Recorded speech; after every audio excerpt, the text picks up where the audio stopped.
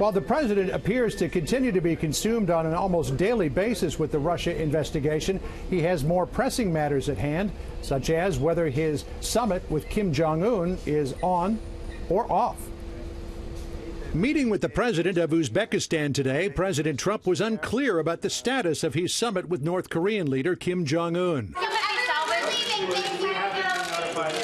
We'll have to see. North Korea pulled out of meetings with South Korean officials this week, protesting joint U.S.-South Korean military exercises.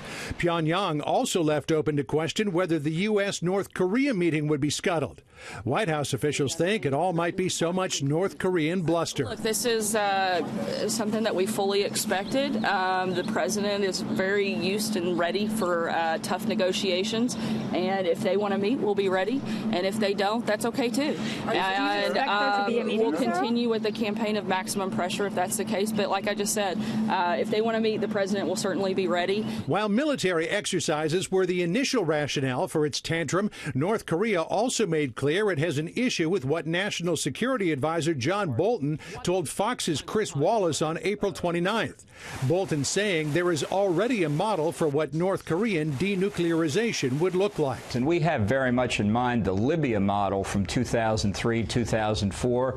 There are obviously differences. The Libyan program was much smaller, but that was basically the agreement that we made. And so we'll want to test North Korea in this first meeting for evidence that they have made that strategic decision. Press Secretary Sarah Huckabee Sanders today walked that back a bit, insisting any vision for denuclearization will come from the president and that he has his own ideas. I haven't seen that that's like a specific thing. I know that that comment was made, but I don't think we're going off of, there's not a cookie cutter model on how this works. So this is the President Trump model. He's going to run this the way he sees fit. We all know that you're aware he's the best negotiator. We also got more insight today into why Rudy Giuliani dropped the bombshell on May 2nd that President Trump reimbursed Michael Cohen for the payment to Stormy Daniels.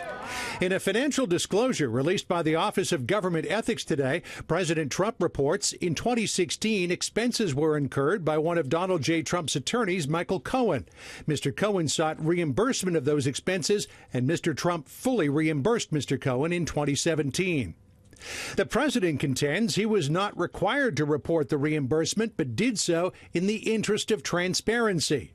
OGE disagreed in a comment saying it concluded that the information related to the payment made by Mr. Cohen is required to be reported, OGE adding that the president has now met the reporting requirements. The question, why didn't the president report the payment to Stormy Daniels and reimbursement to Cohen last year? In March, Citizens for Responsibility and Ethics in Washington filed suit with the OGE and DOJ, wanting to know if the failure to report it in his June 2017 financial disclosure was knowing and willful.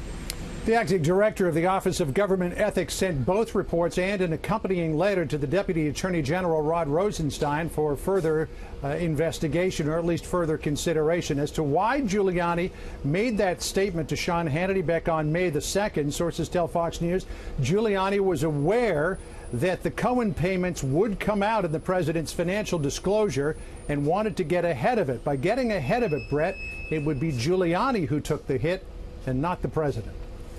I believe Rudy Giuliani is on Laura Ingram's show tonight, 10 p.m. I want to ask you about something else. Speaking of the investigation, Robert Mueller, Roger Stone's social media director in the news today. What's that about? Yeah, Robert Mueller has issued a subpoena to Jason Sullivan. He was Roger Stone, a good friend of the president's, associate of the president's in 2016, his social media director.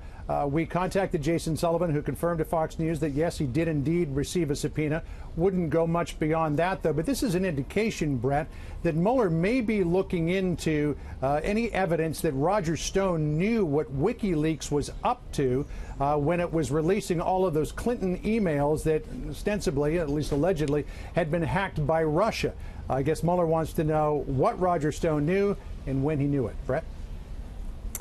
John Roberts, live on the North Lawn. John, thank you.